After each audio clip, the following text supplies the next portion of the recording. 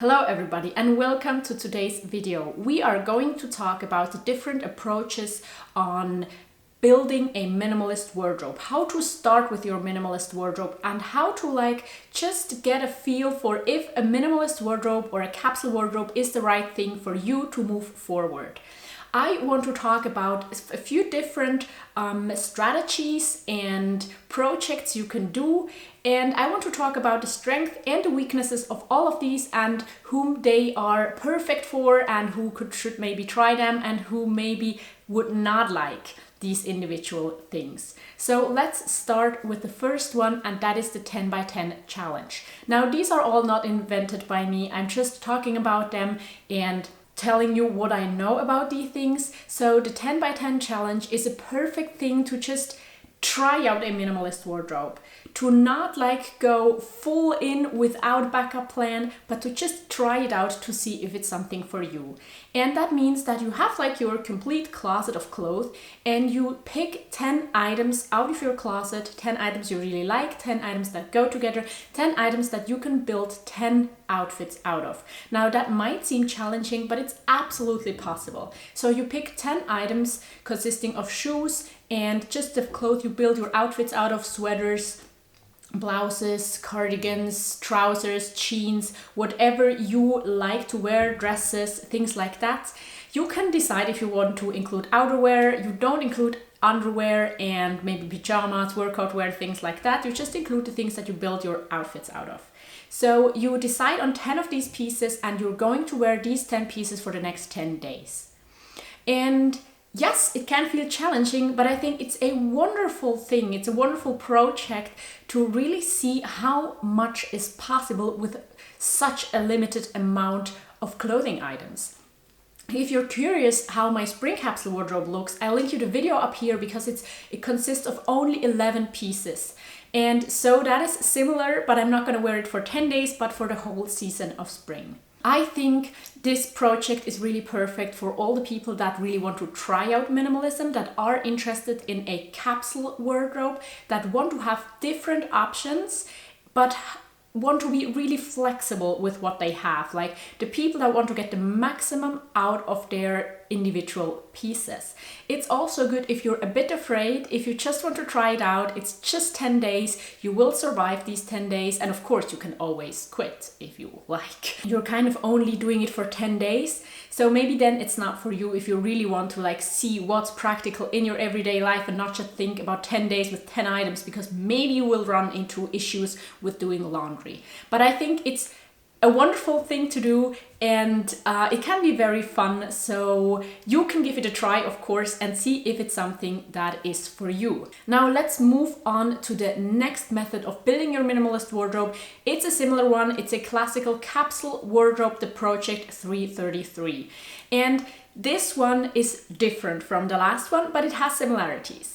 For the Project 333, you pick 33 items for 90 days for 3 months. So you have 4 capsules throughout the year that are perfect for each season. Now you would have your spring capsule wardrobe, then a summer, autumn, and a winter capsule wardrobe. The idea is kind of the same. You exclude underwear and sportswear and pajamas and things like that, but you do include outerwear and sometimes jewelry and bags. You include shoes, you include all of your regular clothes, and you build your outfits out of these 33 items. Now 33 items, I have to say, is a lot, at least for me, but of course for many people it's a lot less than what they have usually in their wardrobe. And so I think Project 333 really gives the opportunity to be very flexible, to have a lot of pieces in your wardrobe, but to still reduce it drastically. Of course, it's not going to be your complete wardrobe because you still have different clothes stored away for the other seasons, but for right now, for each individual point in time, you just have the 33 pieces to concentrate on. So that can remove a lot of stress. It can make things so much easier. It can be a very good project to really try out and see if a minimalist wardrobe works for you over the long run. The thing with Project 333 is that usually you pick these 33 items and then you don't shop or change or declutter items during the 90 days you're working with that capsule. So that can be a very, very good thing, because as a rule, it makes it easier for you to just not shop, because you have that number, because you have that goal, because you have a deadline. And so that is a good thing, but it can also be a bad thing because it makes you less flexible. So I think that is a strength and a weakness of this kind of approach to a minimalist wardrobe. And other than that, I love this Project 333 because, again, it makes it so easy to like stress less, have a limited amount of pieces without losing the flexibility, and with still having a lot of options. Also, you don't have to throw away all the other clothes, and it really gives you time to think and realize what the things are that you actually need, because you can always make a new capsule wardrobe each season.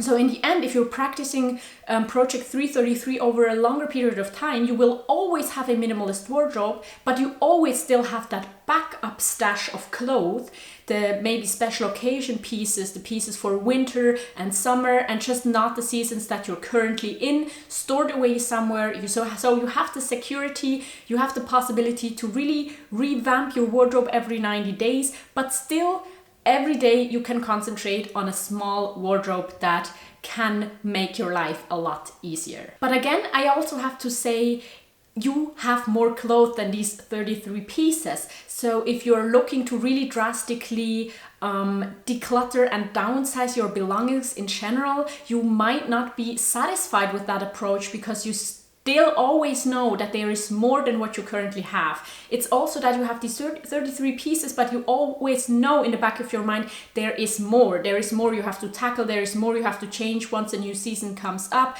There is more that you can't really touch right now or decide on right now because it's not the current season. And that is one point for me that made me decide to not go forward with Project 333 or similar rules with like maybe a limited amount of pieces, just because I want to have all the clothes at once. And now we're moving on to the third way of starting a minimalist wardrobe, and there we'll have that scenario that I want to have. So the third approach is like the easiest approach you can have, at least it sounds that way, and that is just decluttering the clothes you have and only having a very limited amount of clothes after decluttering. So naturally, when you declutter your clothes and get rid of a huge amount of them, you end up with a minimalist wardrobe, because now you have a limited amount of pieces to wear. And that is what I did. I just decluttered again and again and again, and the number of pieces decreased each time I decluttered. I now ended up at something between maybe 15 and 25 pieces, depending on how you count, and I'm happy this way. I have a 4-season capsule wardrobe, and now here I have to say it really depends on where you live. Where I live, I really have 4 seasons. So I try to have clothes that I can wear in every season, but I still have a few pieces that I can only wear in summer and only wear in winter. But if you're living somewhere with no real differences between the seasons, it's easier for you because you can wear all your pieces all year round, and maybe it's also easier for you to decrease the number even more because you don't have to think about all the seasons that are different from the season you're currently in. So what seems so easy, just decluttering your clothes and ending up with a minimalist wardrobe, can be hard as well, because usually you just have a mix of things you had in your wardrobe, and you declutter that and you end up with another mix of things. It's usually not very curated, it's usually not very thought through, because you keep your favorite things, the things you think you have to keep, other things that you couldn't decide to let go. And so I think what is really important with that approach is to really also look at what you have, maybe fill some gaps in your wardrobe if you really need something that you don't have, but also not being afraid to actually declutter things that you don't need. If you have 5 black t-shirts but like to wear different colors of t-shirts each day, maybe you don't need to keep all 5 of them. Another difficulty when it comes to this approach is that you actually declutter and get rid of the rest. So you have to be pretty sure that you will be able to get by with the amount of clothes you now have left. And what I recommend is just, one, not being too harsh, while still, of course, decluttering the things that you know you don't love, but also you can put the things aside. But of course, now you again are in a situation similar to the 2 previous ways, where you still have some clothes that are not currently in your wardrobe. With that approach, I mean to just have them there but never planning on wearing them again. They are just really an emergency pile. If you realize you went too far, you can go and grab the pieces from there again. But I think it's a good approach to have like the whole picture, to know that you're going forward with a minimalist wardrobe, to actually declutter the things you don't need, to actually downsize the number of possessions you still own, and to like really see how it works. Like really actually sticking to, I don't know, depending on what you decide, 50, 40, 30, 60, 20, 15 pieces, whatever you need, that you actually have only that amount and you work with that amount and you wear that amount and you are not like constantly shopping or decluttering again. But with that approach also you are more flexible. You can always add new clothes, you can always declutter more clothes, you can make your own rules because it's not like a set idea, but you can do that with every approach, obviously. But what I love about a minimalist wardrobe like this, it's like the most organic way to approach it, or the most natural way, but that is again really both strength and weakness, because you can now personalize it and decide each day what you want to change with your wardrobe. If you want to declutter some more pieces, if you need to add some more pieces, if you need to change something, you are super flexible. But that flexibility also makes it hard for ourselves to be strict sometimes and to actually move into the direction that you want to go in the long run. So you have to be careful to not like just declutter all of your clothes. And we see that a lot on YouTube here, that people do these huge decluttering sessions of their wardrobe, but just a few months later they do the next decluttering video because they have already bought 100 new pieces. So I think that's something we have to be careful for if we're approaching a minimalist wardrobe in that way, to just, yes, you are flexible, that's the beauty of it, but also don't go overboard with changing things every day, because then you can't really experience the benefits of a minimalist wardrobe. So I think this approach is for all the people that are super serious and very sure that they want to have a minimalist wardrobe going forward and that don't need like a huge variety of things. But of course, if you keep 70 pieces, you still have a lot of clothes to choose from. It's also for the people that want to have all of their clothes in their wardrobe at all time and not really change between a summer, autumn, winter and spring capsule and then store away the other pieces. It's also for people that don't feel afraid to actually declutter things and actually get rid of things, even though of course there's that small chance that you're going to need them in the future again. It's not really something for you if you just want to try it out, and it's maybe also not for you if you know yourself good enough and know that you tend to again shop for new things, change your mind each day, and that you think that this kind of approach would not bring you the benefit that you wish to have from a minimalist wardrobe, having less stress, using less time to choose your clothes, shopping less and things like that. And then the fourth way to approach a minimalist wardrobe is creating a personal uniform. Now that approach is different from all the other in a few different ways. Creating a personal uniform is by far the approach that reduces the flexibility of your wardrobe the most, because you will have for most days, I guess, only one single outfit. You of course can have an outfit for very special occasions and some loungewear and pajamas, but apart from that you would wear the same thing each and every day. Now of course you can loosen up that concept a little bit. Say you wear a pair of black jeans each day, but you can have 2 or 3 different kinds of black jeans that fit a little bit differently. You can also say you want to wear a gray jumper each and every day, but you do have different gray jumpers. Now that's what I actually did about, I think, 3 years ago, and I was happy with it for several months until I decided that these were not the colors that I wanted to keep. I had a gray jumper combined with a blue pair of jeans, and I just realized that were not the colors I wanted to have in my wardrobe for a longer period of time. And I also like to change things up every now and then, so I decided that a personal uniform is not for me, and I'll link you the video up here. It's a very old one where I talk about my experience with a personal uniform, but I think a personal uniform is a great way to just really remove every thought about your wardrobe out of your life. You will always have something to wear. You will never have to think about what outfit you want to pick. You have it very easy when it comes to doing laundry, and it's just it's the easiest approach to a minimalist wardrobe when it comes to like maintaining it, when it comes to the daily task of getting dressed, I think.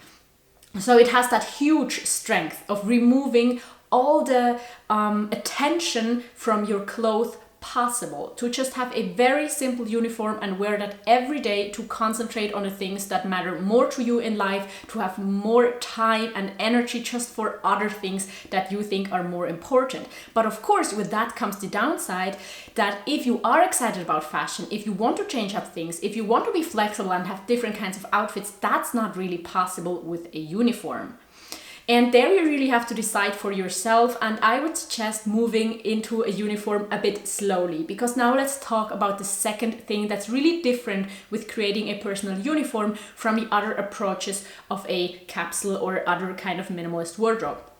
Usually, if you build a capsule wardrobe of any kind or any minimalist wardrobe, you would of course declutter the things that you don't need anymore, and you would maybe buy a few things if you realize that you have some gaps in your wardrobe that you really need to fill, some occasions where you have nothing that to wear that really suits the occasion.